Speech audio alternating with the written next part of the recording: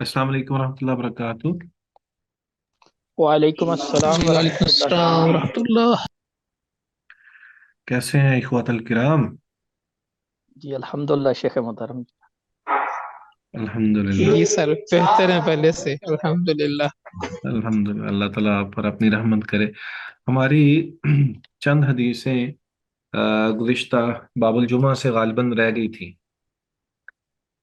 तो जी वो शेख साहब कहाँ। 370 मेरे ख्याल से आज पढ़नी है। हम्म इसके अलावा मेरा ख्याल है कि आज हम कुछ थोड़ा सा अपने बारे में, जो हमारा फाइनल है, उसके हवाले से भी हम बात करेंगे इंशाल्लाह। तो ये भी ध्यान में रखें कि मिड टर्म कहाँ तक हुआ था, तो उसके बाद हम बकिया जो है ये भी आपने अपडेट कर देना आज इंशाल्लाह। ठीक है, चलें शुरू करें। बिस्मिल्लाह, अल्लाहुम्मा सल्लि व सल्लिम व बारिक अला नबी मुहम्मद व अला आलिहि व अस्हाबिहि अजमाइन, अम्मा बाद। जी, कोई हदीस पढ़िए। सैयदना अबू हुरैरा रज़ी अल्लाह ताला अन्हु की रिवायत है। वअन्हु रदियल्लाहु तआला अन्हु अन्ना रसूलुल्लाह सल्लल्लाहु अलैहि वसल्लम ज़करा यौमल जुमअती फ़क़ाल फ़ीहि साअतुन ला युवाफ़िकुहा अब्दुम मुस्लिमुन व हुवा क़ाइमुन युसल्ली यसअलुल्लाह अज़्ज़ व जल्ल यसअलुल्लाह अज़्ज़ व जल्ल शय्यन इल्ला अताहु इय्याहु व अशार बियदिही युकल्लिलुहा मुत्तफ़कुन अलैहि व फी रिवायतिन लि मुस्लिमिन व हिया साअतुन खफीफतुन। जज़ाकुमुल्लाह। कोई और भी पढ़ना चाहेगा? जी सर। वअन्हु रज़ियल्लाहु तआला अन्हु अन्ना रसूलल्लाह सल्लल्लाहु अलैहि वसल्लम ذكر يوم الجمعة فقال فيه ساعة لا يوافقها عبد مسلم وهو قائم يصلي يسأل الله عز وجل شيئا إلا أعطاه إياه وأشار بيده يقللها متفق عليه وفي رواية للمسلم وهي ساعة خفيفة. जज़ाकुमुल्लाह खैर। ये अ, नबी अकरम सल्लल्लाहु अलैहि वसल्लम ने जुमा के रोज़ जो है वो एक घड़ी के हवाले से जिक्र फरमाया है कि एक ऐसी साथ है, एक ऐसी घड़ी है कि जिसमें दुआ की कबूलियत होती है। तो उस सिलसिले में ये हदीस है। इसके बाद कि वो घड़ी कौन सी है, इस बारे में दीगर अहादीस भी मौजूद हैं कि वो कौन कौन सी घड़ी का इम्कान है कि ये नबी अकरम सल्लल्लाहु अलैहि वसल्लम ने जो बयान किया है उसमें कौन सा मौका हो सकता है। तो बहरहाल इसमें सैयदना अबू हुरैरा रज़ी अल्लाह ताला अन्हु से रिवायत है कि वो बयान करते हैं कि अन्ना रसूलुल्लाह सल्लल्लाहु अलैहि वसल्लम, बिलाशुबा रसूलुल्लाह सल्लल्लाहु अलैहि वसल्लम ने ज़करा यौमल जुमअती, जुमे के दिन का जिक्र फरमाया। फ़क़ाला, तो आप सल्लल्लाहु अलैहि वसल्लम ने फरमाया, फ़ीहि साअतुन, इसमें एक ऐसी घड़ी है, ला युवाफ़िक़ुहा अब्दुम मुस्लिमुन व हुवा क़ाइमुन युसल्ली यसअलुल्लाह अज़्ज़ व जल्ल शयअन इल्ला आताहु इय्याहु, कि नहीं मुआफ़क़ होती किसी मुसलमान बंदे के साथ इस हालत में कि वो खड़ा हो, नमाज अदा कर रहा हो और सवाल कर रहा हो अल्लाह अज़्ज़ व जल से किसी चीज़ का, मगर आता हो इयाहू, अल्लाह ताला उसको वो ज़रूर अता फरमा देता है। वह अशारा बियदिही युक़ल्लिलुहा, और आप सल्लल्लाहु अलैहि वसल्लम ने अपने दस्त मुबारक से ये इशारा फरमाया कि वो बहुत ही थोड़ी सी घड़ी है, छोटी सी घड़ी है। मुत्तफ़क़ुन अलैह, तो इसे सहीहैन में बयान किया गया है। और फिर रिवायत मुस्लिमिन, और मुस्लिम की एक रिवायत में है, वही साअतुन खफीफतुन, कि ये बहुत ही छोटी हल्की घड़ी है, खफीफ सी घड़ी है। तो इस रिवायत से ये बात साबित होती है कि एक दो चीजें साबित होती हैं। एक तो ये कि इस दिन कोई ऐसी घड़ी मौजूद है जिसके अंदर कबूलियत मुमकिन है और कबूलियत है। और दूसरी बात ये, वहुवा काइमुन युसल्ली, दूसरी बात कि वो खड़ा होकर नमाज पढ़ रहा हो, नमाज पढ़ते हुए। گویا کہ یہ ایک اہم ترین مسئلہ ہے۔ اب کون سا ایسا موقع ہے کہ جب ہم نماز پڑھتے ہیں؟ اس حدیث کو سامنے رکھیے۔ یہ الگ بات ہے کہ نبی صلی اللہ علیہ وآلہ وسلم نے اس گھڑی کو بہت ہی ہلکا اور معمولی وقت کے حوالے سے ذکر فرمایا ہے، لیکن وہ کون سی ہے؟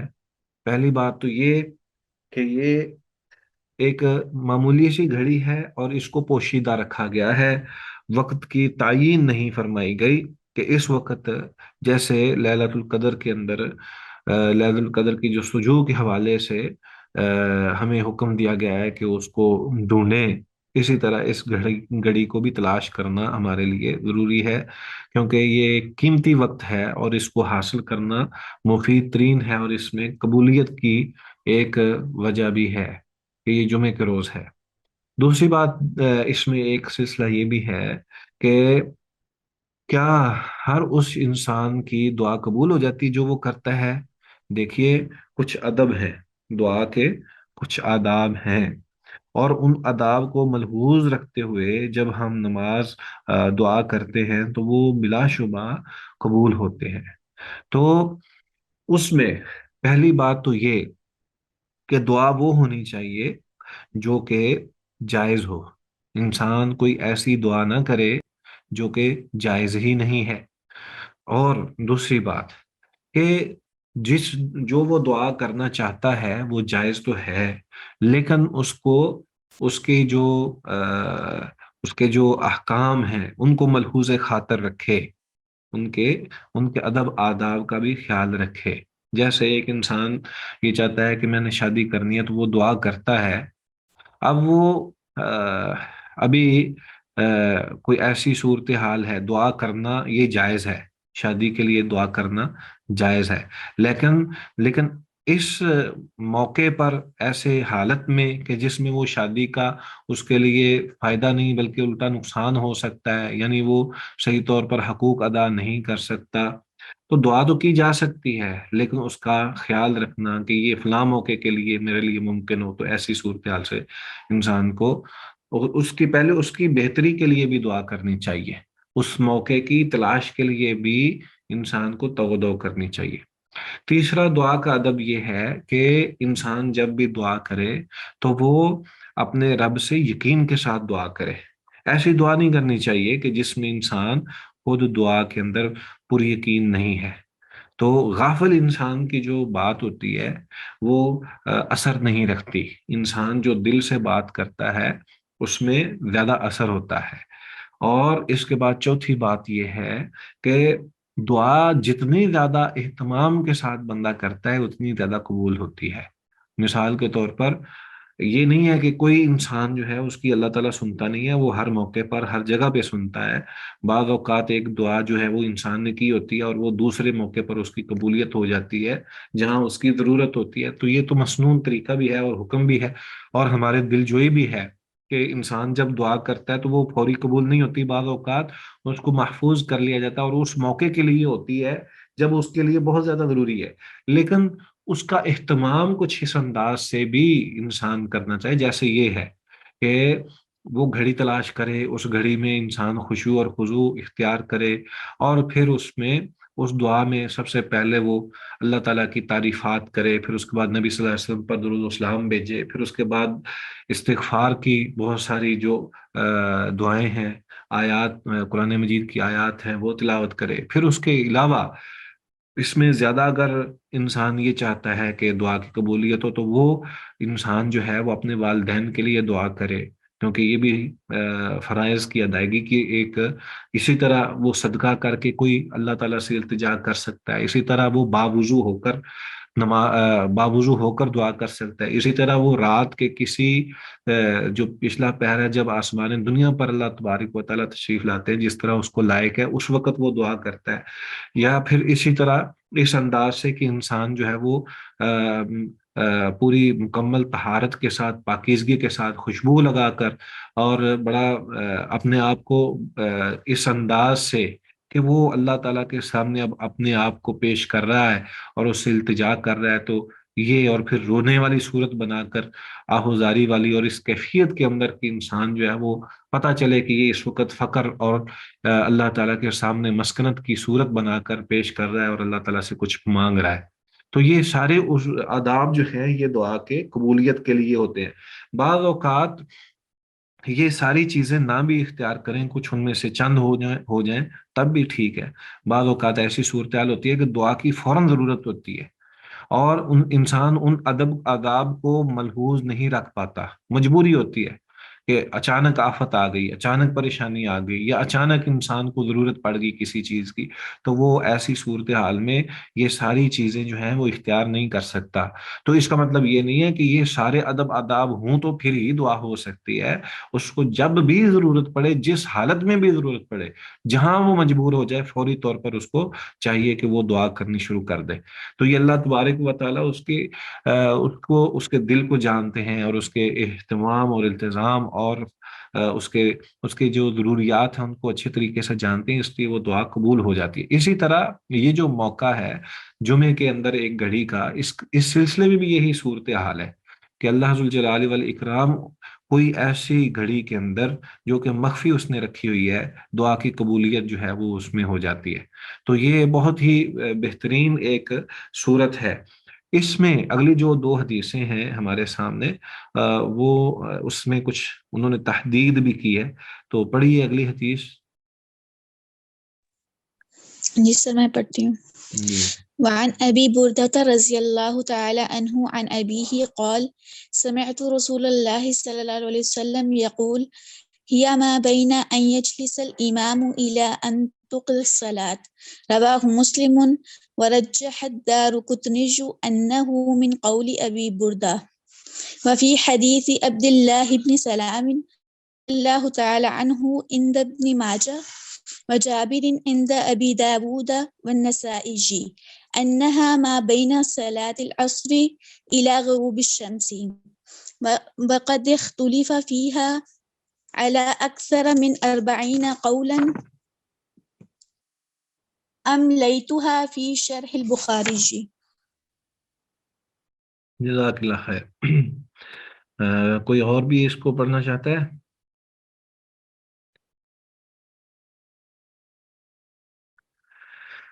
اچھا، ان تین قسم مختلف جو اسناد کے ذریعے یا صحابہ کے ذریعے ہم تک جو چیزیں پہنچی ہیں، ان میں پہلی جو ہم نے پڑھی ہے وہ تو حضرت ابو ہریرہ رضی اللہ تعالیٰ عنہ کی، اور دوسری یہ ابی بردہ رضی اللہ تعالیٰ عنہ کی روایت ہے، جس کے اندر وہ اپنے والد سے بیان کرتے ہیں. کالا، وہ فرماتے تھے، بیان کرتے تھے کہ سمعت رسول اللہ صلی اللہ علیہ وآلہ وسلم یقول، میں نے سنا تھا رسول اللہ صلی اللہ علیہ وآلہ وسلم سے وہ بیان فرما رہے تھے، ہیا ما بین ان یجلس الامام الی ان تقضی الصلاۃ، یہ وہ گھڑی ہے کہ امام جب منبر پر بیٹھتا ہے اس وقت سے لے کر جب تک وہ اپنی نماز مکمل کر لیتا ہے، اس وقت تک، جب وہ نماز ادا کر لیتا ہے اس وقت تک یہ گھڑی ہے.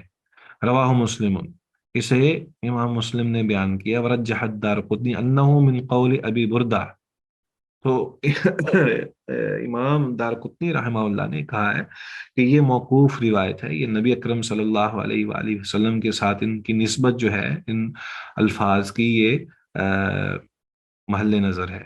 وفی حدیث عبداللہ ابن سلام رضی اللہ تعالی عنہ عند ابن ماجہ وجابر عند ابی داود والنسائی. تو عبداللہ بن سلام اور جابر رضی اللہ تعالی عنہ سے روایتیں ہیں کہ انہا ما بین صلاۃ العصر الی غروب الشمس، کہ یہ گھڑی جو ہے یہ صلاۃ عصر سے لے کر غروب آفتاب تک، یہ درمیان یہ گھڑی ہے. وقد اختلف فیہا علی اکثر من 40 قولا، اور یقینی طور پر اس حوالے سے مختلف اقوال جو ہیں، 40 سے زیادہ اقوال جو ہیں ان میں اختلاف پایا جاتا ہے. املیتھا، جو میں نے املا کروا دیے ہیں، فی شرح البخاری، یعنی فتح الباری کے اندر میں نے ان کو لکھ دیا ہے، لکھوا دیا ہے. تو مقصد یہ ہے کہ فتح الباری کے اندر امام حافظ ابن حجر رحمہ اللہ نے یہ 40 اقوال جو ہیں وہ بیان کر دیے ہیں، وہاں پہ لکھ دیے ہیں، جس میں اس بابت اختلاف ہے کہ وہ کون سی گھڑی ہے۔ تو وہ ظاہر بات ہے کہ یہ ساری چیزیں جو ہیں یہ یہاں پہ امام صاحب نے جو صحابہ سے مروی جو اوقات ہیں وہ ذکر کرتے ہوئے دو اوقات کا ذکر کیا ہے۔ ایک تو یہ کہ جس وقت امام ممبر پر بیٹھ جائے اس وقت سے لے کر جب تک نماز ختم ہوتی ہے تو یہ وہ گھڑی ہے، اور دوسرا یہ کہ یہ عصر کی نماز سے لے کر غروب آفتاب تک، ٹھیک ہے۔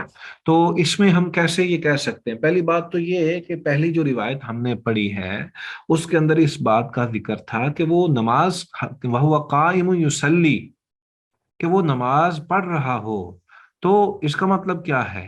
ٹھیک ہے، اس میں اور دوسرا یہ دونوں جو صحابہ نے ذکر کیے ہیں، اگرچہ اس میں نبی اکرم صلی اللہ علیہ وسلم کی طرف نسبت بھی موجود ہے، تو یہاں پہ تو وہ گھڑی اس صورت میں نہیں بنتی۔ تو اس کا جواب یہ ہے کہ جس وقت انسان نماز کے لیے حاضر ہو جاتا ہے وہ اوقات جو ہیں وہ نماز کے اندر ہی شمار ہوتے ہیں، یعنی وہ وقت نماز کے دوران کا ہی شمار ہوتا ہے۔ تو جس وقت انسان یہاں پہ آپ اس کو اگر دیکھیں تو جو دوسری روایت ہے وہ بھی اس میں جمع ہو سکتی ہے، جیسے ما بین ان یجلس الامام الی ان تقضی الصلاۃ، کہ جب ممبر پر ایک جو خطیب ہے وہ بیٹھ جاتا ہے اور نماز ادا کرنے تک کا جو درمیان والا جتنا وقت ہے اس کے اندر دعا کی قبولیت ہوتی ہے۔ اس سے ایک بات یہ بھی ثابت ہوتی ہے، دیکھیے ہمیں جو حکم دیا گیا ہے کہ جب خطبہ ہو رہا ہو اس خطبے کے دوران ہم کوئی حرکت نہیں کریں گے، اور ہماری توجہ جو ہے وہ مکمل طور پر امام کے ساتھ رہے گی۔ اب اس میں ایک آپ نے رویے ہمارے علماء کے، محدثین کے اور دیگر حضرات کے دیکھے ہوں گے کہ وہ کیا کرتے ہیں کہ وہ جمعے کے ساتھ ہی بہت ساری دعائیں مانگا کرتے ہیں، بالخصوص حرمین کے اندر تو وہ ایک مسلسل پوری امت کے لیے بھی دعائیں کرتے ہیں، تمام مسلمانوں کے لیے دعائیں خیر کرتے ہیں۔ تو ثابت یہ ہوتا ہے، محسوس یہ ہوتا ہے کہ دراصل ان کے ذہن میں یہ بات بھی ہے کہ قبولیت کی گھڑی ہے، اور اس ابی بردہ رضی اللہ تعالیٰ عنہ کی روایت کو سامنے رکھتے ہوئے یہ بات مذکور جو ہے ائمہ کرام جو ہیں وہ خطبے کے ساتھ دعائیں جو ہیں وہ ان کو شامل کر لیتے ہیں۔ جبکہ جیسا کہ حافظ ابن حجر رحمہ اللہ نے اس بات کا تذکرہ کیا کہ 40 سے زیادہ اقوال ہیں، اور ان میں سے زیادہ جس کو انہوں نے بہتر سمجھا ہے کہ عصر کی نماز سے لے کر مغرب تک کے درمیان کا جو وقت ہے یہ قبولیت کی گھڑی ہے۔ اچھا، اس بارے میں مختلف تجربات بھی علماء کے گزرے ہیں، اور وہ یہ سمجھتے ہیں کہ ایک تو عصر کی نماز سے لے کر غروب آفتاب تک کا جو وقت ہے یہ نہایت اہمیت والا ہے، اور بعض کے حوالے سے تو یہ آتا ہے کہ وہ خصوصاً مسجد کے اندر رہا کرتے تھے اور دعاؤں کے اندر ہی اپنے آپ کو رکھا کرتے تھے۔ تو یہ بہرحال ہر ایک کا اپنا اپنا ممکن ہے کہ ان کا تجربہ بھی ہو، اور بعض تو یہ کہتے ہیں کہ ہماری دعائیں اس موقع پر قبول ہوتی ہیں، واللہ تعالی عالم۔ ہمیں یہ چاہیے ہمیں جب ایک بہت وسعت والی ایک صورتحال کا اندازہ ہو جائے تو انسان کو ایک تو یہ چاہیے کہ میکسیمم اس کے اندر وہ اپنے آپ کو کھپا دے کہ وہ اتنا وقت جو ہے وہ اس میں استعمال کرے اور وہ دعائیں وغیرہ کرتا رہے، تاکہ جو ہے وہ گھڑی بھی اس کے اندر شامل ہو جائے جو بھی ہے۔ اور اگر یہ نہیں ہے تو کم از کم ہمیں باوضو ہو کر اس انداز سے جو ہے وہ اپنی کیفیت کو اس انداز کے اندر رکھنا چاہیے کہ جس میں دعا جو ہے وہ ہمارے، اور اس میں ذکر اذکار بھی ہو سکتے ہیں، یعنی انسان چلتا پھرتا بھی اپنا ذکر اذکار کرتا ہے، اور اسی بنا پر جو ہے درود شریف جو ہے وہ نماز یوم جمعہ کے اندر جو ہے وہ پڑھنا، یہ بہت زیادہ ائمہ کرام جو ہیں وہ اس کو بہت زیادہ خصوصیت کے ساتھ اپنایا کرتے تھے کہ جمعے کے روز جو ہے وہ درود شریف بہت کثرت کے ساتھ پڑھا کرتے تھے۔ تو مقصد کیا ہے؟ ان کے ذہن میں ایک اور حدیث بھی ہے، وہ یہ کہ جس میں نبی اکرم صلی اللہ علیہ وآلہ وسلم نے ارشاد فرمایا ہے کہ جب کوئی ایک صحابی نے کہا کہ اللہ کے نبی میں کتنا درود پڑھا کروں، تو نبی صلی اللہ علیہ وآلہ وسلم نے فرمایا کہ 1/3 پڑھ لیا کرو، یا پہلے اتنا پڑھو، پھر ایک تہائی پڑھو، پھر آدھا پڑھ لو، پھر مکمل درود پڑھو گے تو پھر اس میں یہ ہے کہ وہ تمہاری دعا اللہ تعالیٰ خود بخود وہ قبول فرما لے گا۔ تو گویا کہ درود شریف کی جو اس اس دن کے اندر جو کثرت ہے اس کے اندر یہ پہلو بھی شامل ہے۔ واللہ تعالی عالم۔ جی، اس بارے میں کوئی سوال ہے؟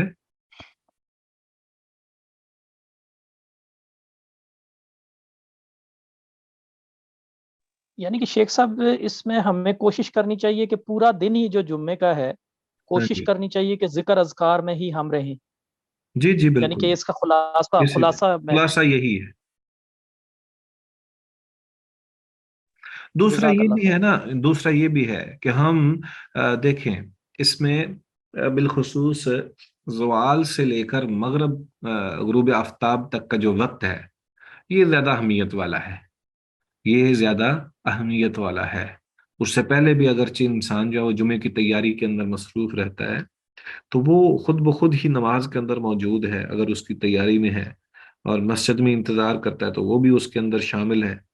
تو بہرحال یہ ایک گھڑی تو موجود ہے، اور روایت کے اندر جو متفق علیہ روایت ہے اس کے اندر تو وہ قائم یصلی کے الفاظ ہیں، تو اس کا مطلب یہ ہے کہ نماز کے ساتھ انتظار میں یا نماز کے ساتھ متصل، یہ کوئی ایسی صورتحال ہے کہ اس کے اندر دعا کریں تو وہ قبولیت کی طرف چلتی ہے۔ جی، اپنی اپنی حاضری لگا دیں کم از کم، مجھے اندازہ ہو کہ آپ موجود ہیں۔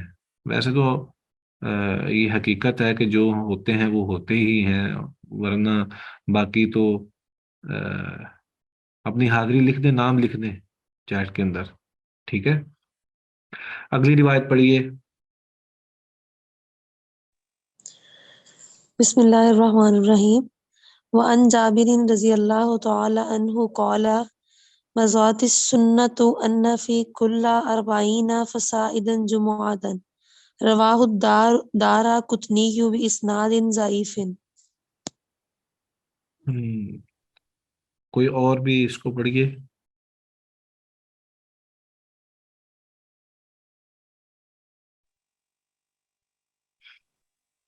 وعن وعن جابر جابر رضی اللہ تعالی عنہ قال مضت السنة ان فی کل 40 فصاعدا جمعة رواہ الدارقطنی باسناد ضعیف۔ جزاکم اللہ خیر۔ اس روایت کے اندر جو بنیادی چیز ہے، ایک تو یہ روایت ضعیف ہے، ٹھیک ہے؟ اس میں مختلف عوارض موجود ہیں جس بنیاد پر اس کو ضعیف کہا گیا ہے۔ دوسری بات یہ ہے کہ اس میں اس کا جو موضوع ہے یا اس حدیث کا جو مقصد ہے وہ یہ ہے کہ کتنے افراد ہوں تو جمعہ ہوتا ہے، ورنہ نہیں۔ جی، سیدنا جابر رضی اللہ تعالیٰ عنہ سے روایت ہے، وہ بیان کرتے ہیں کہ مضت السنۃ ان فی کل 40 فصاعدا جمعۃ، کہ یہ سنت رہی ہے کہ بے شک 40 میں یا اس سے زیادہ افراد میں جمعہ ہے۔ رواہ الدارقطنی باسناد ضعیف، تو اس کو دارقطنی نے ضعیف سند کے ساتھ بیان کیا ہے۔ مقصد یہ ہے کہ کتنے افراد ہوں تو پھر جمعہ ہوگا۔ اس سلسلے میں علماء کے ائمہ فقہا کے آپس میں مختلف اقوال موجود ہیں کہ کتنے کتنے افراد ہوں تو پھر جمعہ ہوتا ہے۔ تو سب سے پہلی بات تو یہ ہے کہ جمعہ ہر مسلمان پر فرض ہے، اور جب وہ ایک اپنے اپنے ساتھ دیگر مسلمانوں کو پاتا ہے تو اس کے ساتھ جس طرح نماز با جماعت فرض ہے اسی طرح جمعے کا بھی حکم ہے۔ تو لیکن کچھ ائمہ نے مختلف پابندی لگائی ہے کہ اگر اتنے افراد ہوں تو پھر جمعہ ہوگا، جیسے کسی نے 4 کہا، کسی نے 40 کہا، کسی نے زیادہ کی تعداد بتائی۔ تو امام ابو حنیفہ رحمہ اللہ نے اس میں یہ ذکر کیا ہے کہ بے شک وہ جتنے بھی افراد ہیں جب ایک بڑی جگہ ہو اور جامع مسجد ہو تو پھر ہی خطبہ جمعہ ہو سکتا ہے، اور اگر کوئی جامع مسجد نہیں ہے تو پھر خطبہ نہیں ہے۔ گویا کہ وہ یہ سمجھتے ہیں کہ جمعے کے لیے مسجد کا ہونا بھی ضروری شرط ہے، اسی بنا پر وہ اس کو اس بنیاد پر کہتے ہیں کہ چونکہ مسافر کے لیے جمعہ فرض نہیں ہے، اور مسافر بے شک تعداد میں جتنے بھی ہیں ان تمام پر فرض نہیں ہے، تو اس سے یہ ثابت ہوتا ہے کہ جب مسافر کے لیے نہیں ہے تو جو موجود ہیں ان کا جو وجود ہے وہ ایک جگہ پہ ساکن شدہ ہوں تو پھر ہی وہ جمعہ پڑھیں، اور اس میں بھی اتنی کثرت کم از کم ہو کہ بڑی بڑی مسجد ہو، جامع مسجد ہو، بڑا ٹاؤن ہو، تو پھر ہی وہ جمعہ پڑھیں، وگرنہ نہ پڑھیں۔ لیکن دیگر ائمہ کرام نے اس میں نمازیوں کی تعداد کا ذکر کرنے کے ساتھ اس چیز کو شرط میں شامل نہیں کیا کہ وہ جامع مسجد ہے یا نہیں ہے، یا وہ پورے ایک بہت بڑی جگہ یعنی ٹاؤن ہو تو پھر ہی وہ نماز، شہر ہو تو پھر ہی جمعہ پڑھ سکتے ہیں، وگرنہ نہیں۔ تو البتہ پہلی بات تو یہ ہے کہ یہ روایت ہے ہی ضعیف۔ دوسرا، اس کو ذکر اس لیے امام صاحب نے کیا تاکہ ائمہ کا جو موقف ہے وہ سامنے آ جائے، کہ ائمہ فقہا جو ہیں وہ اس بات کو دیکھتے ہیں کہ افراد موجود ہوں تو جمعہ ہوگا، وگرنہ نہیں ہوگا۔ تو بہرحال اس میں اختیار ہو سکتا ہے، صحیح بات یہی ہے کہ اگر اتنے افراد موجود ہوں جو کہ صحیح طور پر جمع ہو کے ایک جگہ پہ نماز جس طرح ادا کرتے ہیں اسی طرح جمعہ پڑھ سکتے ہیں تو پڑھ لیں۔ اس میں چونکہ نماز تو ہر آدمی جو ہے وہ اس کے اوپر فرض ہے اور وہ ادا کرتا ہے، اور اس کو لیکن خطبے کے لیے اس کو باقاعدہ طور پر جو ہے وہ تیاری بھی کرنی پڑتی ہے، حالات کے مطابق، ضرورت کے مطابق، تو اس لیے اس میں زیادہ اہتمام کی ضرورت ہوتی ہے۔ تو چونکہ اہتمام جو ہے وہ بھی اہل علم ہی کر سکتا ہے، تو اگر اہل علم ہے تو ٹھیک ہے۔ جی عامر۔ شیخ صاحب یہ بک میں لکھا ہوا ہے کہ پہلا جمعہ جواسا میں ہوا، جی تو شاید یہ جگہ حفوف کے، اگر آپ رہے ہیں مدینہ میں تو شاید آپ کا چکر لگا ہو۔ مسجد جواسا جو ہے بڑی چھوٹی ہے، کوئی اتنی بڑی نہیں ہے شیخ صاحب، وہ یعنی کہ حفوف کے اندر ہی ہے وہ، میں گیا ہوا ہوں وہاں، میں نے دیکھا ہے اسے، تو اتنی بڑی مسجد نہیں ہے وہ اصل میں تو دیکھیے مسجد تو بنی ہوگی بعد میں، پہلے تو وہ خالی جگہ ہوگی نا جہاں پہ مسلمان پہنچے تو انہوں نے جمعہ ادا کر لیا۔ جی شیخ صاحب۔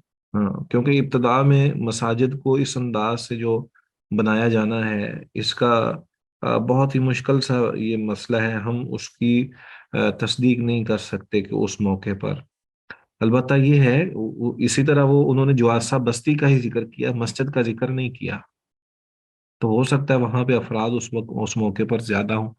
تو یہ فقہا ہوتے ہیں وہ اپنے انداز سے سوچتے ہیں نا بھائی، ہم تو، ہاں جی، تو اس لیے جی صحیح شیخ صاحب۔ ہاں مسجد کو ہم دیکھ نہیں پائیں گے، یعنی اس انداز سے نہیں ہم بات کر سکیں گے، یہ اللہ ہی بہتر جانتا ہے، چونکہ اسلام میں جو پہلا جمعہ ہوا ہے وہ ظاہر بات ہے کہ نبی اکرم صلی اللہ علیہ وسلم نے جو پڑھایا وہ تو ہجرت کے بعد ہی پڑھایا، لیکن اس سے پہلے بہرحال جمعہ ہوا ہے جس کا یہ ذکر ہے، ٹھیک ہے۔ نبی صلی اللہ علیہ وآلہ وسلم جب ہجرت کر کے مدینہ پہنچے تھے تو مدینہ پہنچنے کے بعد مسجد قباء کی تعمیر کی، کچھ دن وہاں قیام پذیر رہے عمر بن عوف کے محلے میں، اور پھر وہاں سے نبی اکرم صلی اللہ علیہ وسلم مدینہ کے لیے نکلے اور جمعے کے دن نکلے۔ اچھا، وہ جمعے کے دن نکلے تو ابھی تھوڑا سا ہی وقت گزرا تھا کہ چلتے ہوئے وہ رستے میں جمعے کا وقت ہو گیا، تو آپ صلی اللہ علیہ وسلم نے وہیں پہ خطبہ ارشاد فرمایا، تو وہ مسجد جمعہ آج کل موجود ہے، تو وہ مسجد قباء سے کوئی 1 کلومیٹر دور بھی نہیں ہے، بہت قریب ہے۔ جی شیخ صاحب، کافی زیادہ، اب تو کافی بڑی انہوں نے بڑے اہتمام کے ساتھ بنا دی ہے۔ جی چلیں، اللہ تعالیٰ قبولیت سے نوازے۔ اگلی حدیث پڑھیے۔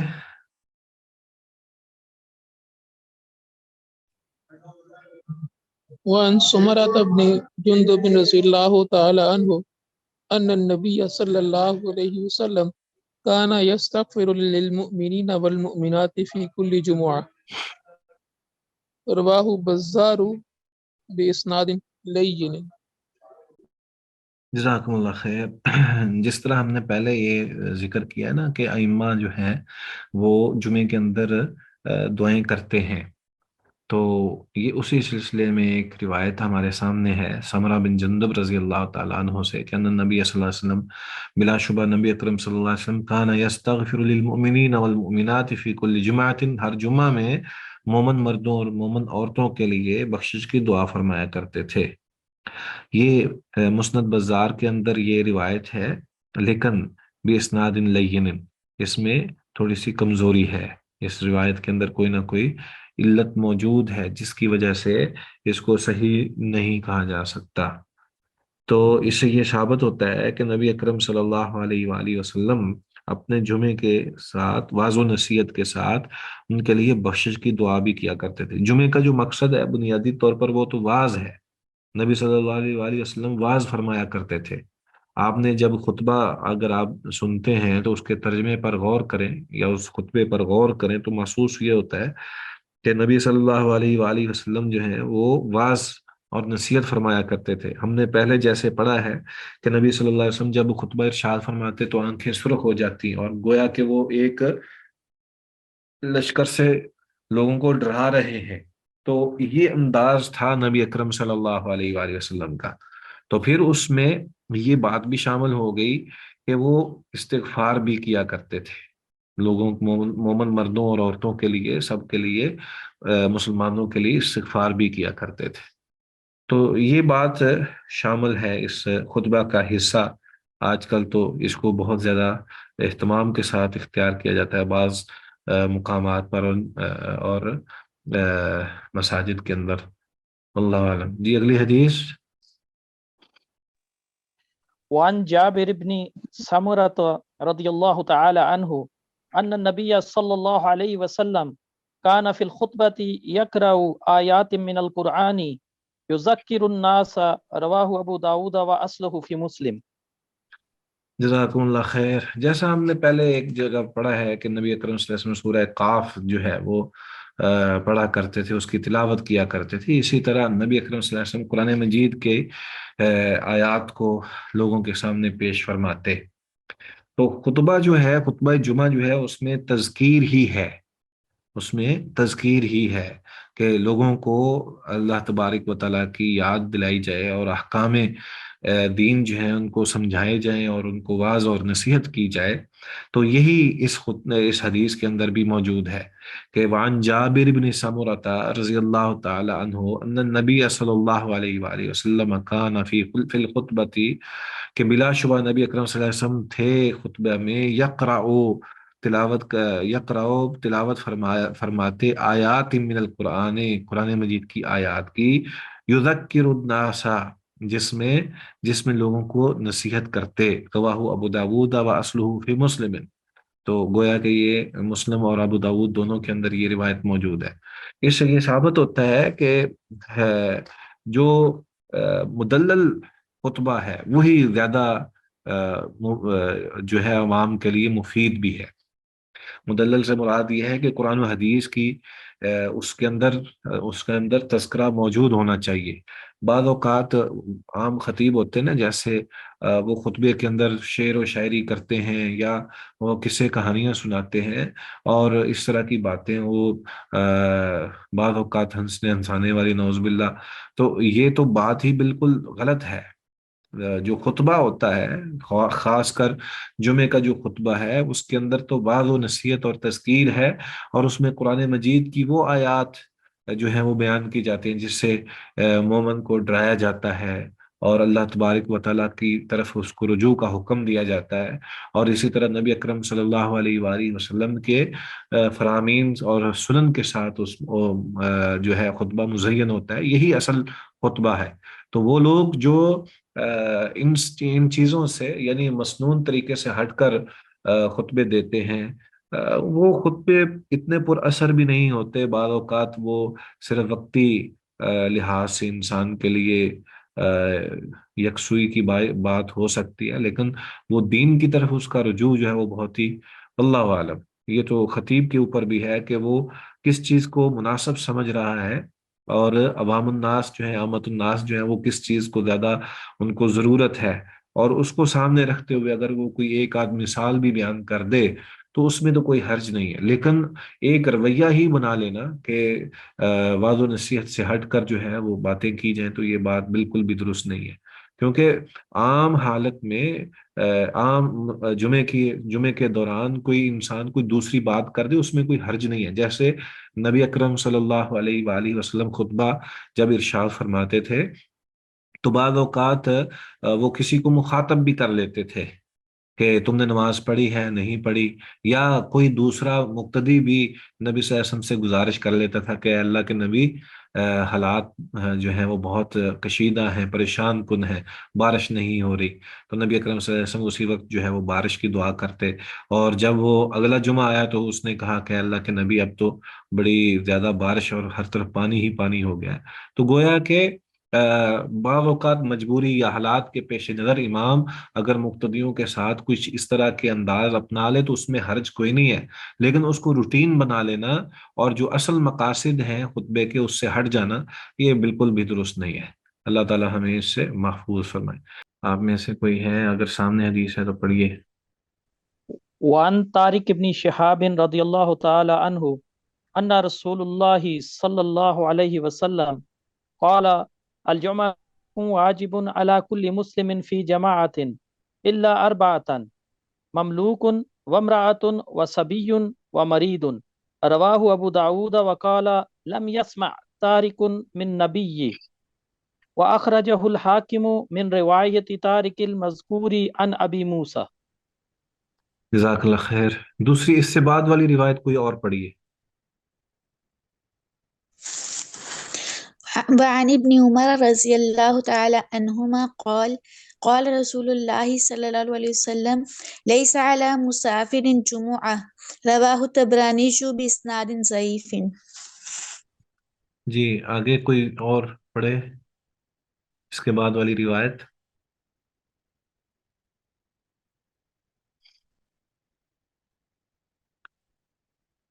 احباب۔ وعن عبد الله بن مسعود رضي الله تعالى عنه قال كان رسول الله صلى الله عليه وآله وسلم إذا استوى على المنبر استقبلناه بوجوهنا، رواه الترمذي بإسناد ضعيف وله شاهد من حديث البراء عند ابن خزيمة۔ جزاک اللہ خیر۔ آخری حدیث بھی پڑھیے بھائی۔ وعن الحكم بن حزن رضي الله تعالى عنه قال شهدنا الجمعة مع النبي صلى الله عليه وسلم فقام متوكئا على العصا أو قوس، رواه أبو داود۔ جی وہ جو پڑھنا چاہ رہی تھیں آپ پڑھیے، ربیہ یاسین۔ بسم اللہ الرحمن الرحیم۔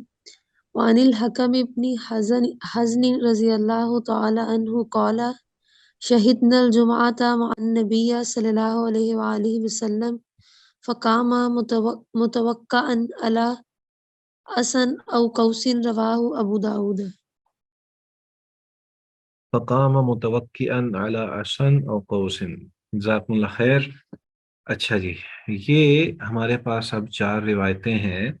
ان 4 روایتوں میں پہلی 2 روایات جو ہیں وہ کن لوگوں پر جمعہ فرض ہے اس حوالے سے ہیں، اور جو باقی 2 روایتیں ہیں ان کے اندر جمعے کی کیفیت کا تذکرہ ہے کہ نبی اکرم صلی اللہ علیہ وسلم کیسے، اور جو بعد ان کے سامنے بیٹھے ہوتے ان کی کیا صورتحال ہوتی تھی۔ تو ہم پہلے دونوں حدیثوں کے حوالے سے پڑھنا شروع کرتے ہیں۔ طارق بن شہاب رضی اللہ تعالی عنہ سے روایت ہے کہ ان رسول اللہ صلی اللہ علیہ وسلم قال، بلا شبہ رسول اللہ صلی اللہ علیہ وسلم نے ارشاد فرمایا، الجمعۃ حق، جمعہ فرض ہے، حق واجب، واجب ہے، لازم ہے، علی کل مسلم، ہر ایک مسلمان پر، فی جماعت، فی جماعت، تمام قسم کے لوگوں پر جمعہ فرض ہے، ہر مسلمان کی جماعت پر جمعہ فرض ہے، الا اربعۃ، مگر 4،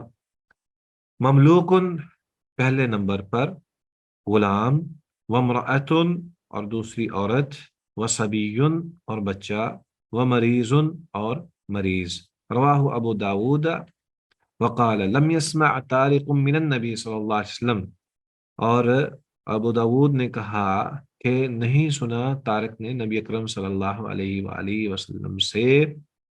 وأخرجه الحاکم من روایات طارق المذکور عن ابی موسیٰ، اور اس کی آگے پھر وضاحت کر دی امام حاکم رحمہ اللہ نے اس کے ذکر کے ساتھ کہ طارق نے جو طارق رضی اللہ تعالی عنہ نے ابو موسیٰ اشعری رضی اللہ تعالی عنہ سے یہ روایت بیان کی ہے۔ گویا کہ یہ بات امام حاکم نے متصل مرفوع روایت بیان کی ہے، جبکہ جو ابو داود کی روایت ہے وہ متصل نہیں ہے۔ تو ثابت یہ ہوا اس حدیث سے کہ غلام ہو، عورت ہو، بچہ ہو یا مریض ہو، ان کے اوپر جمعہ فرض نہیں ہے۔ اور اس کے بعد والی جو روایت ہے اس میں مسافر کا ذکر ہے۔ ابن عمر رضی اللہ تعالی عنہما سے روایت ہے، وہ بیان کرتے ہیں کہ رسول اللہ صلی اللہ علیہ وسلم نے ارشاد فرمایا لیس علی مسافر جمعۃ، کہ مسافر پر جمعہ فرض نہیں ہے۔ اسے رواہ الطبرانی باسناد ضعیف، اسے ضعیف سند کے ساتھ وہ ضعیف سند کے ساتھ امام طبرانی نے اپنی کتاب کے اندر بیان فرمایا ہے۔ اگر میں آپ سے ایک سوال کروں تو جواب دے دیں گے؟ طبرانی کی کتاب کا نام کیا ہے؟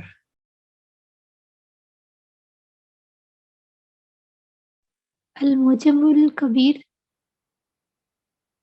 یہ تو آپ نے کہیں نیچے دیکھ کر بتا دیا ہوگا، معجم نہیں الکبیر۔ سر، میں نے گیس مارا ہے۔ گیس کو چھوڑیں، ہو سکتا ہے کہ وہ کبیر نہ ہو۔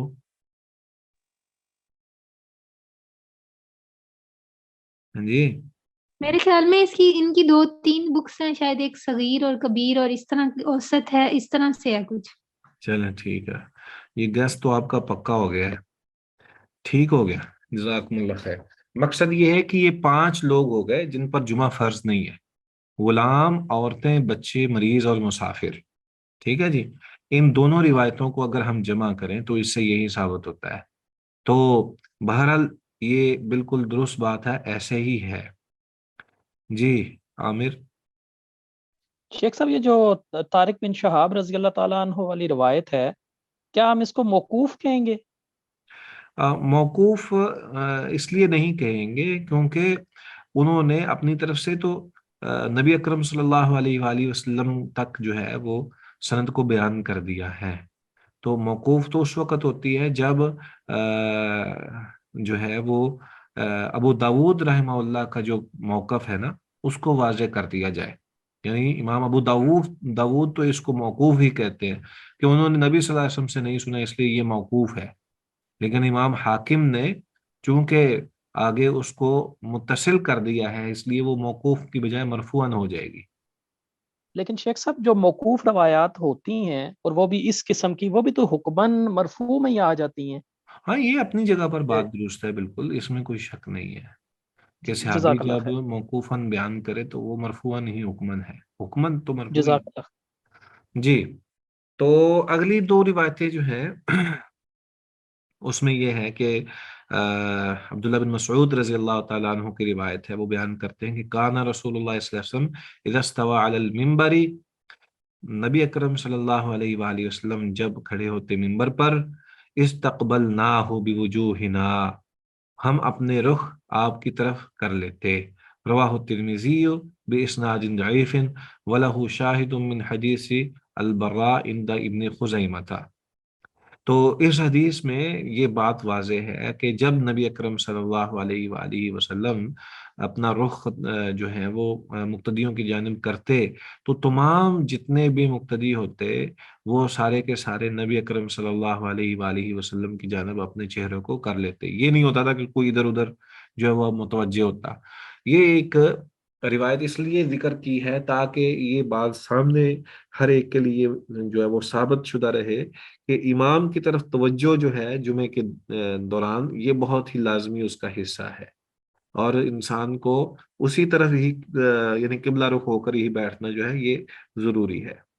اور اسی طرح حکم بن حزن رضی اللہ تعالی عنہ سے روایت ہے، وہ بیان کرتے ہیں کہ شہدنا الجمعۃ مع النبی صلی اللہ علیہ وسلم، ہم نے نبی اکرم صلی اللہ علیہ وآلہ وسلم کے جمعے میں حاضری دی، ہم حاضر ہوئے، فقام، तो आप सल्लल्लाहु अलैहि वसल्लम खड़े हुए, मुतवक्किअन अला असन औ कौसिन, आपने टेक लगाई हुई थी एक छड़ी पर या लाठी पर या एक कमान पर। रवाहु अबू दाऊद, इसे अबू दाऊद ने बयान किया है।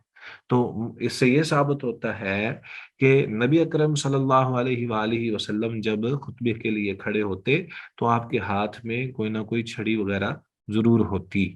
तो इन दोनों रिवायतों से, एक तरफ तो आखिरी रिवायत में इमाम की कैफियत का जिक्र है, और उससे पहली जो रिवायत है उसके अंदर इमाम के सामने जो मौजूद मुक्तदी हैं उनका जिक्र है। तो ये सारी चीजें इस बात का बय्यन सबूत है कि नबी अकरम सल्लल्लाहु अलैहि वसल्लम के दौर में जो मुक्तदी होते थे वो बड़े एहतमाम के साथ जुमे का इल्तिज़ाम किया करते थे, और उसमें सुस्ती वगैरह का शायबा नहीं होता था। तो अहबाब गिरामी, हमारा ये बाब ख़त्म हो चुका है, और मुझे उम्मीद है कि इंशाअल्लाह अज़ीज़ हम यहीं तक ही रहेंगे।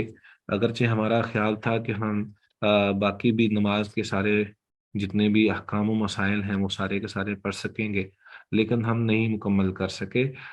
लेकिन इंशाअल्लाह अज़ीज़ उम्मीद है कि आप खुद अपनी मेहनत के साथ आगे ज़रूर एक दफ़ा इसको पढ़ लेंगे।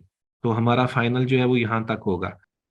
आप में से किसी के ज़हन में कोई बात है तो वो पूछ जी सर, सकते मेरा हैं। एक सवाल जी। था।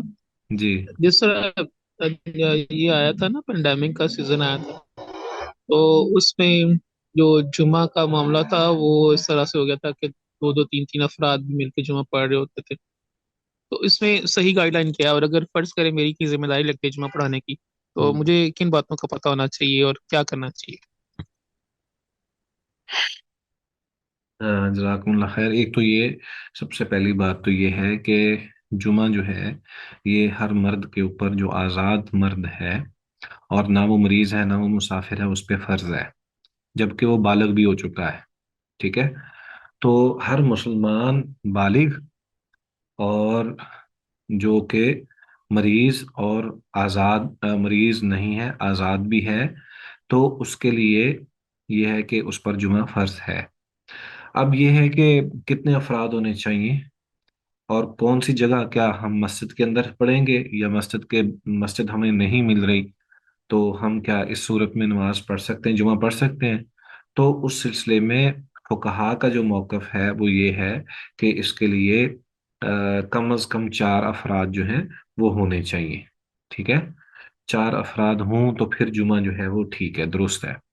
दूसरी बात ये कि इसमें एक और चीज़ कि ये नहीं होना चाहिए कि हर बंदा ही अपनी मस्जिद अलग बना ले।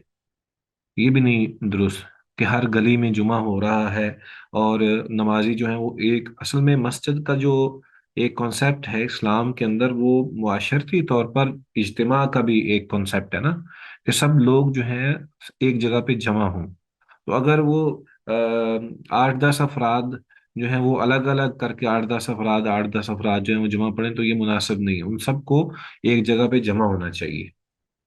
तो बहरहाल इसी बिना पर इमाम अबू हनीफा रहमतुल्लाह का जो मौक़िफ़ है कि वो मस्जिद जामे के अंदर ही जुमा है, उनका एक तो पहले हमने जो चीज़ें जिक्र की हैं वो अपनी जगह पर, एक बात ये भी है जो आपने सवाल किया है।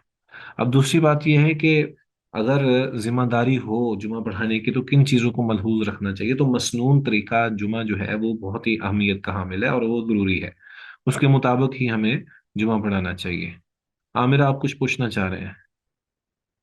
जी शेख साहब, एक्चुअली शेख साहब मुझे नहीं पता पाकिस्तान में उस वक्त क्या हालात थे, लेकिन यहाँ पर तो बहुत ज़्यादा सख्ती थी कि यानी कि आप घर से ही नहीं निकल सकते थे। ऐसी सिचुएशन थी कि हमें बाहर निकलने के लिए भी, जो स्पेशली अब मैं हॉस्पिटल में था तो मेरे पास पास होता था, उसकी बिना पे मैं जा सकता था, वरना लोगों के लिए बड़ा सख्त, यानी कि बिल्कुल हम लोग घरों से नहीं निकल सकते थे। तो उस, जिस तरह के अभी इन्होंने समर भाई ने क्वेश्चन किया है, इस पेराई के नज़र कि उस जो वो एक प्रॉब्लम का जो एक सेशन था उसके मुताबिक हम क्या करें, तो फिर उसमें तो बाज़ औक़ात तो यहाँ पर तो उलमा ने साकत कर दिया था, नहीं पढ़ रहे थे लोग, बाद में जुमा ओपन हुआ था। लेकिन अब हमारे घर में तकरीबन 5-6 बंदे थे, तो हम फिर घर में अरेंज करते थे। तो अब हो सकता है कोई दूसरी गली में, जैसे आपने कहा, हो सकता है कोई दूसरी गली में भी इतने बंदे रहते हों, वो भी 5-6 बंदे इकट्ठे पढ़ते हों, तो इस सिलसिले में फिर क्या होगा शेख साहब? دیکھیے، अ, میں آپ سے یہ عرض کر رہا ہوں کہ ہونا تو یہی چاہیے کہ سب مل کر ہی جو ہے نا وہ ادا کریں، ٹھیک ہے۔ یہ نہیں مناسب کہ جو ہے وہ ہر کوئی، لیکن اگر مجبوری ہے تو تکلف اسلام کے اندر بعض اوقات جو ہے نا وہ بھی صحیح نہیں ہے۔ اگر انسان کے پاس بے بسی ہے کہ وہ جمعے کے لیے نکل ہی نہیں سکتا، تو اس پر ویسے ہی وہ ساخط ہو جائے گا۔ اور دوسری بات یہ بھی ہے کہ اگر کوئی ایسا معاملہ ہے کہ جس میں ضروری ہے کہ جمعہ بھی پڑھنا دل کر رہا ہے جمعہ پڑھنے کے لیے، اور وہ ایسی صورتحال ہے، تو اس میں حتی الوسع لا یکلف اللہ نفسا الا وسعها کے طور پر اگر انسان جو ہے اس کے لیے جس حد تک ممکن ہے وہ سنت کے مطابق ادا کرے، اور جتنے افراد ہیں وہ پڑھ لیں، بس یہی کہا جا سکتا ہے۔ جزاک اللہ خیر۔ اچھا، میں دوسری بات جو کر رہا تھا، سمر بھائی نے آپ ایک جو سوال کیا تھا اس میں یہ تھا کہ ہم کس حد تک جو ہے وہ ہم نماز جمعہ جو پڑھانا ہے تو وہ کیا چیزوں کو خیال رکھنا ہے، کن چیزوں کا اہتمام ضروری ہے۔ ایک تو یہ کہ جمعہ جو ہے نبی صلی اللہ علیہ وآلہ وسلم کی جتنی ہم نے احادیث پڑھی ہیں اس میں واضح نصیحت زیادہ ہے، خطبہ مسنونہ موجود ہے، ہم نے وہ بھی پڑھا ہوا ہے، اور اس کے ساتھ ساتھ جو طریقہ کار ہے اس میں خطبہ جو ہے وہ بہت زیادہ لمبا نہیں ہے، وہ 20-25 منٹ سے زیادہ نہیں ہے، اور اس سے چھوٹا ہی ہے۔ اور اس کے بعد جو ہے بقیہ نماز جو ہے اس کی آپ کو پتہ ہے کہ اس میں جو مسنون دعائیں ہیں، وہ جو مسنون جو قرات ہے وہی ہے، تو بہت زیادہ لمبا چوڑا خطبہ یہ مسنون نہیں ہے۔ اور دوسری چیز جو ہم نے ابھی پڑھی ہے کہ اس میں قرآنی آیات اور احادیث کا ذکر ہونا چاہیے، یہ ایک طریقہ ہے، اس کے علاوہ جو ہے وہ مناسب نہیں ہے کہ انسان جو ہے وہ کوئی ایسی بات امور جو ہے تیسرا ایک یہ بھی اہتمام کرنا چاہیے کہ اگر وہ مقرر نہیں ہے، بعض جگہوں پہ تو خطیب مقرر ہوتا ہے، تو وہ تو جب مقرر ہو تو پھر تو ٹھیک ہے، اور اگر مقرر نہیں ہے، ایسی صورتحال بن گئی ہے، تو پھر اس میں انسان کو یہ خیال رکھنا چاہیے کہ اگر اس سے بڑھ کر کوئی عالم دین ہے تو وہ اس کو جمعہ پڑھانے دے، ٹھیک ہے، وہ خود اس سے احتیاط کرے، ٹھیک ہے جی۔ اور اچھا، میں آپ سے جو سوال کروں، صلاۃ تطوع یا صلاۃ الفض یا تہجد، یہ مختلف نام ہیں، تو ان میں کیا فرق ہوگا؟ اگر ہم آپ سے یہ سوال کر لیں کہ یہ جو صلاۃ التطوعی اور صلاۃ الفض اور صلاۃ التہجدی یا قیام اللیل، ان تمام الفاظ کے اندر کیا فرق ہے؟ صلاۃ اللیل بھی لفظ استعمال ہوتے ہیں، سمر آپ جواب دے دیں، چلیں آپ دیں، خنسا جی طاہر سر، آپ جواب دیں۔ اس میں میرا خیال ہے جو اگر اس کو پڑھیں گے رات کے درمیان میں تو یہ صلاۃ اللیل ہوگی، اور آخر میں پڑھیں گے تو نماز تہجد ہوگی۔ سر یہ آئی تھنک ٹائمنگ کے حساب سے اس کا نام ڈفرینٹ ہو جاتا ہے، واللہ عالم۔ جی خنسا آپ کیا کہنا چاہ رہی ہیں؟ جی ایمن آپ بتائیے۔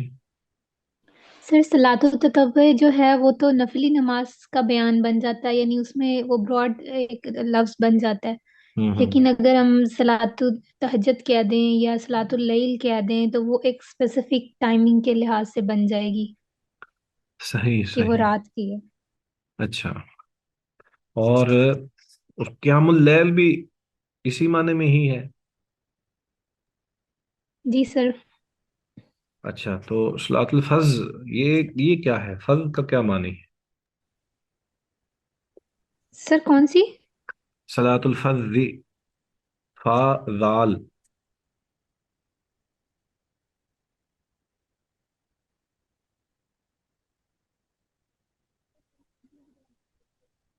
ہاں جی، کوئی جواب دے گا اس کا؟ ہم نے پڑھا ہے یہ لفظ کہ نہیں؟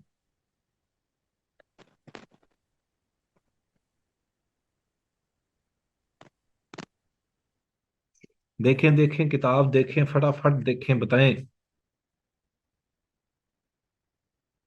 صلاۃ الفض کا کیا معنی ہے؟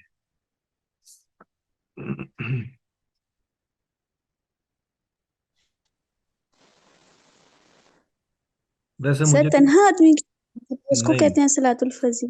नहीं नहीं, नफली नमाज को ही कहते हैं। नफल नमाज को कहते हैं। ठीक है, जैसे तत्वुع है, और इसी तरह ही ये भी ये भी एक नाम मौजूद है। अच्छा, ये बताइए कि हमारे हमने एक मैं चूंकि ये चाहता हूँ कि थोड़ी सी आपकी रिहर्सल हो जाए फाइनल से पहले पहले, ये बताइए कि हमें ये बताया गया है कि इतनी रकातें हमने पढ़नी है, नवाफिल हैं, और उस नवाफिल के अंदर वो सारी सुन्नतें जिक्र कर दी गई हैं, ये क्या चीज़ है? और कितनी रकतें जो हैं वो हमारे लिए मसनून है कि हम पढ़ें इस तरह? हाँ जी। सर हदीस में तो फर्ज नमाज के अलावा तमाम नमाज को नवाफिल नमाज ही कहा गया है। और उसमें जो जिस जिस ये जो 12 मसनून रकात हैं सुन्नतों की, उसके साथ वो जन्नत में महल की बिशारत है। तो वो जो है वो जिसको हम सुन्नत मुअक्कदा कहते हैं, वो हम्म उनका तज़किरा है 12 रकात का। हम्म। तो फिर अइम्मा ने इसको यानी आप जो कह रहे हैं, फुकहा तो इसको बड़ा फर्क करते हैं, सुन्नत मुअक्कदा और गैर मुअक्कदा में तब्दील कर देते हैं, यानी इसके अंदर फर्क कर देते हैं। और दूसरी तरफ जो है मसलन नबी सल्लल्लाहु अलैहि वसल्लम ने जब लफ्ज हक्कुन का बाज़ जगह इस्तेमाल किया, खासकर वितर के हवाले से, वो भी इसी के अंदर ही शामिल कर दिया गया है। और इसी तरह वो नवाफिल भी इसमें शामिल कर दिए गए हैं जो कि रात के हैं। तो ये सारी चीज़ें इसका मतलब एक ही कैटेगरी में आएंगी। कहीं तो मकतूबा का लफ्ज है, और कहीं हतमिन हतमिन का लफ्ज है, कहीं सुन्नतुन सुन्ना सन्नाहा का लफ्ज है, और ये सारा कुछ ही तत्वों के नीचे ही है, झैल में बयान हुआ है। अच्छा, सर मैं वैसे मेरे सामने जो रिवायत है ना, बड़ी खूबसूरत रिवायत है, उसमें ये सारे अल्फाज एक ही रिवायत में है।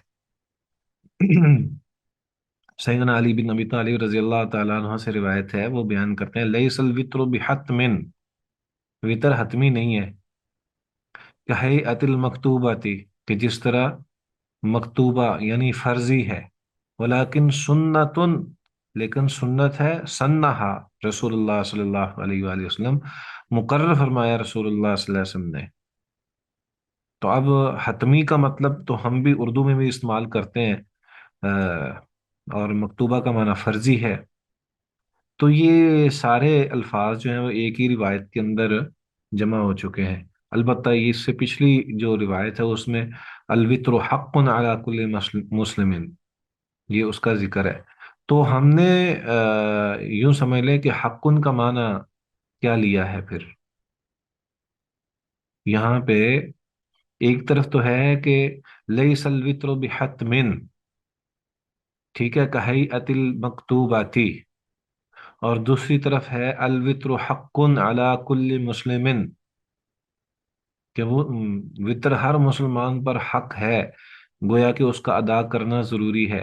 हम इन दोनों में क्या फर्क करेंगे? लगता है कि आप सर इसमें ये कि वितर जो है वो मसनून है, और उसमें ये मतलब हक है, ये जो कहा जा रहा है कि हतमी है नहीं है, तो इसमें मतलब ताकीद बहुत ज्यादा है अगर आप वितर जो है ना उसको पढ़ने की और उसका इस्तेमाल करने की।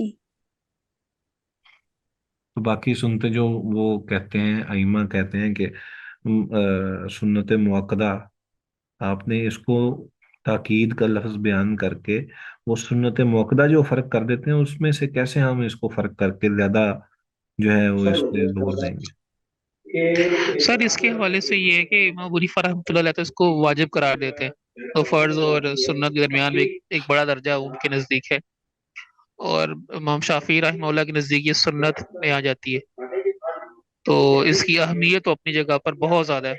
इस तरह बाकी सुन्नतों की अहमियत है। और नबी करीम सल्लल्लाहु अलैहि वसल्लम जब आप सफ़र करते थे तो फिर भी वितर पढ़ा करते थे। तो ये इसकी सुन्नत मुअक्कदा से भी ऐसी तो ज़्यादा हो जाती है उस तरह से। हम्म।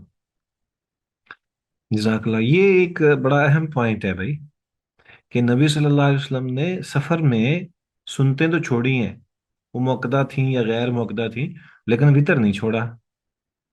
तो इस सिलसिले में फिर इसका मतलब ये हुआ कि इमाम अबू हनीफा का मौक़िफ़ दुरुस्त हुआ। क्या ख्याल है? अच्छा चलें, ये बताइए कि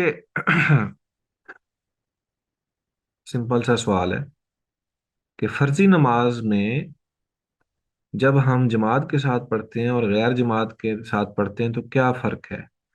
ये रबिया यासीन बताएंगी।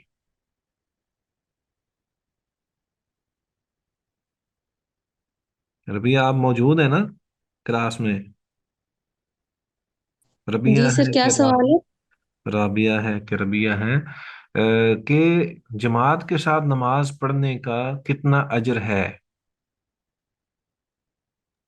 सर मेरे ख्याल में 25 से 27 दर्जे है, एक में 25 और एक में 27। जज़ाकुमुल्लाह खैर, बस यही मैं चाहता था कि आपने 25 कहना या 27। तो आपने दोनों ही जिक्र कर दिया और दोनों रिवायतें मौजूद हैं, इसका मतलब है आप मौजूद थी। ठीक है, जज़ाकुमुल्लाह खैर। अच्छा ये बताइए कि कोई आप में से मुनाफिकों के हवाले से जिन नमाजों का जिक्र हुआ है वो कौन सी हैं कि उनके लिए फजर बड़ी और इशा। भारी? जी एमन। सर फजर और इशा है। फजर और ईशा है, सही है। तो बाकी वो पढ़ लेते हैं, ये क्यों नहीं पढ़ते वो? ये उनके लिए ये मुशक्कत और मुश्किल क्यों है? सर इसलिए क्योंकि जो इशा है उसमें ये होता है कि इंसान थका हुआ होता है सारे कामों से, तो वो सुस्ती गालिब आ जाती है। और फजर में नींद की वजह से जो है वो सुस्ती होती है इस वजह से भी। और दूसरा इसमें ये भी पॉइंट हो सकता है कि क्योंकि अंधेरा होता है इन नमाजों के टाइम पे, ज्यादातर जमात के टाइम पे। तो बाकी जो दिन की नमाजें उसमें तो हर कोई देख रहा होता है कि ये हो रहा है, कौन आ रहा है कौन नहीं नमाज पढ़ रहा। लेकिन ये जो होती हैं ज्यादा अंधेरे में होती हैं, जिस तरह उम्महातुल मोमिनीन कहती थी कि हम अंधेरे में जाती थी तो कोई हमें पहचान नहीं सकता था, हालांकि वो तो चादरों की वजह से था लेकिन अंधेरा भी था। तो मुनाफिकों को फिर ये होता है कि मतलब लोग भी इतना नहीं देख रहे और अंधेरे की नमाजें हैं तो चले रहने देते हैं। बिल्कुल सही है। अच्छा आप में से जो है वो खनसा बताएंगी, एक लफ्ज है मुखस्सफा, इसका क्या माना है?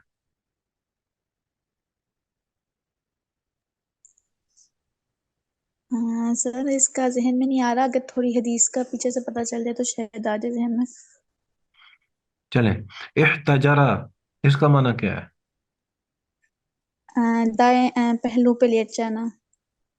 नहीं शायद एहतजारा। आपने आपने दरस निज़ामी के साथ कुछ और भी मुझे लग रहा है कि कोशिश की हुई है। इहतजरा रसूलुल्लाह सल्लल्लाहु अलैहि वालिहि वसल्लम हुजरतन मुखस्सफतन। अब बताएं। वो चटाई के साथ हुजरा बनाया, एक हम्म छोटी सी चटाई से हुजरा बनाया सर। हम्म। किसके साथ? छोटी सी चटाई से कह लें। किताब सामने है? नहीं सर, किताब तो सामने नहीं है, बंद है। चलें ठीक है, जज़ाकुमुल्लाह खैर। कोई सवाल आप लोगों के जहन में? फरसक का माना क्या है? फरसक कितना होता है? हाँ सर, 3 मील। देख लें तसल्ली से। सर 24 किलोमीटर के राउंड अबाउट आपने बताया था। सही हो गया। चलें, और मील और किलोमीटर में कितना फर्क है?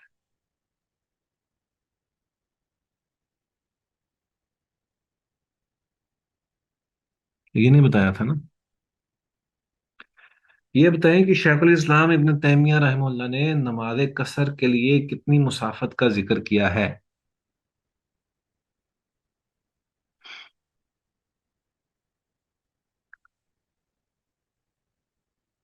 या हाफिज इब्न कय्यम रहमहुल्लाह ने कितना जिक्र किया है?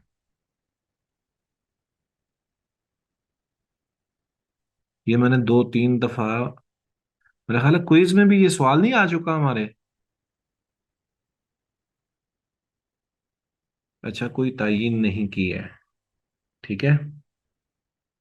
آج جو ہم نے آخری سوال ہے، آخری سوال کا جواب ربیہ دیں گی کہ یہ بتائیں کہ آج کی ہم نے آخری حدیث کون سی پڑھی ہے، دیکھے بغیر فوراً۔ سر وہ تھی وہ مطلب جب خطبہ کے لیے کھڑے ہوتے تھے تو سہارا لے کے کھڑے ہوتے تھے، سہارا لے کے؟ مطلب ہاتھ میں سپورٹس کے ساتھ خطبے میں کھڑے ہونا، اس سے متعلق تھی۔ یہ اس طرح نہ کہیں کہ یہ مسنون عمل ہے، چھڑی چھڑی پکڑنا، ہاں ٹھیک ہے، یہ مسنون ہے، جی اور یہ جی سر ایسے تمام پیغمبروں کا یہ عمل ہے۔